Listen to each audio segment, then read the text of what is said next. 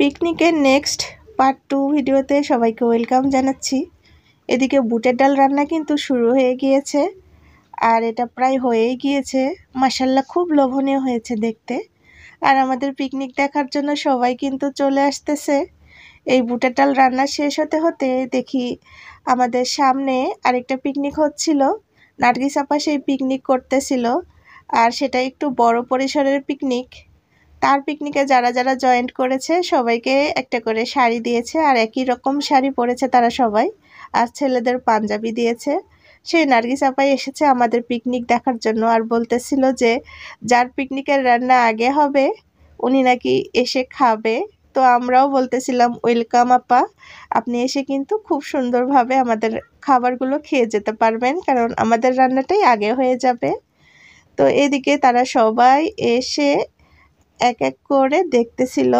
তো আমিও একটু করে ভিডিও নিচ্ছিলাম, কারণ এখানে আমাদের পাড়ার অনেক ভাবিরা রয়েছে এবং ভাবিদের ছেলের বউরাও রয়েছে।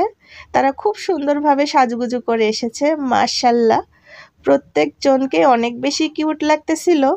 আর একই রকম ড্রেস পরলে এমনিতেই ভালো লাগে। আর আপাদের পিকনিকটাও দেখার জন্য আমি একটু পরে তাদের পিকনিক স্পটেও যেতে যাচ্ছি। তো এর মধ্যে আমার ননদিনী এখানে রান্না করতেছে। ডিম ভুনা প্রায় হয়েই গিয়েছে। তো আপা এখানে বসে বসে রান্না করতেছিল, আর আপার চারপাশে আমরা সবাই ছিলাম। তো এখানে ডিম ভুনা প্রায় শেষের দিকে, আর এটা এতটা লোভনীয় দেখাচ্ছে। বিশেষ করে খড়ির চুলায় রান্নার প্রত্যেকটা খাবার কিন্তু খেতে অসম্ভব মজার হয়। আর তারপরে সবাই মিলে যদি একসঙ্গে থাকা যায় আর এভাবে রান্না হয়, তাহলে কিন্তু সেই জিনিসটাই আল্লাহর বরকত থাকে। তো এদিক দিয়ে কিন্তু রান্না প্রায় শেষের দিকে, ডিম ভুনাটা হয়ে গিয়েছে, আর এখন একটু নামিয়ে নিচ্ছিল সেটা। আর এদিকে আমাদের সামনের বাসার হাসি আপাও চলে এসেছে। আসলে হাসি আপা কিন্তু নার্গিস আপাদের সেই পিকনিকে অ্যাড ছিল, কিন্তু আমাদের পিকনিক দেখার জন্য চলে এসেছে আমাদের এখানে। আর এখানে সবাই মিলে খুব আনন্দ করতেছিলাম, আর হাসি আপাকে দেখতেছিলাম আর ভাবতেছিলাম বাহ কত সুন্দরভাবে সেজেছে। আর এদিকে আমরা সবাই মিলে চুলার চারপাশে বসে আছি, আর রিফাত ভাবি ওখানে সালাড কাটতেছে। বেশিরভাগ কাজ কিন্তু রিফাত ভাবি করে ফেলেছিলেন আগে থেকেই, আর বাদবাকি যতটুকু কাজ ছিল সেগুলো কিন্তু আমরা সবাই মিলেই করেছি। আর রান্না বান্নার দায়িত্বে তো প্রথমেই বলেছি যে আমার ননদ আর শিল্পী ভাবি ছিল। ওরা দুজনই খুব সুন্দরভাবে রান্না বান্নাগুলো করে ফেলেছে। আর তার মধ্যে কিন্তু আমি চলে এসেছি তাদের পিকনিকে, আর এসে দেখতেছি তারা খুব সুন্দরভাবে আনন্দ করতেছে। এখানে আমাদের সামনের বাসার ননদ বৃষ্টি, সেও নাচতেছিল। মাশাআল্লাহ, অনেক সুন্দর লাগতেছিল, অনেক সুন্দর এনজয় করতেছিল তারা। তো ভাবতেছিলাম যে আমিও একটু দাঁড়িয়ে দাঁড়িয়ে তার ভিডিওটা নিয়ে নিই। খুব সুন্দরভাবে নাচতেছিল। তো নাচটা দেখে কিছুক্ষণ থেমেছিলাম, আর তারপরে আবারও চলে আসলাম আমাদের পিকনিকে। আর সেখানে এসে দেখতেছি যে আপা এখানে মানে পোলাওয়ের যে চালটা সেটাই ভাজতেছিল, আর তারপরে এখানে গরম পানি দেওয়া হলো।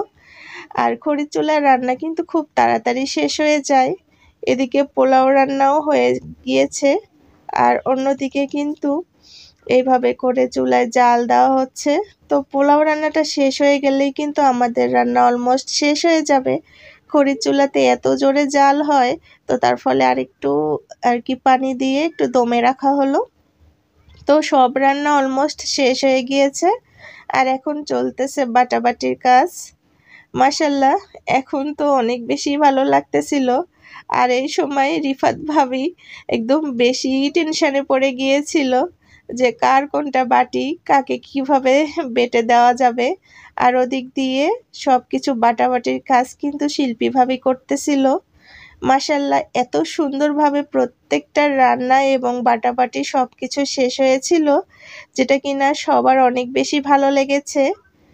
আর নেক্সটে কিন্তু আমাদের খেলাধুলার অংশটা বাকি রয়েছে।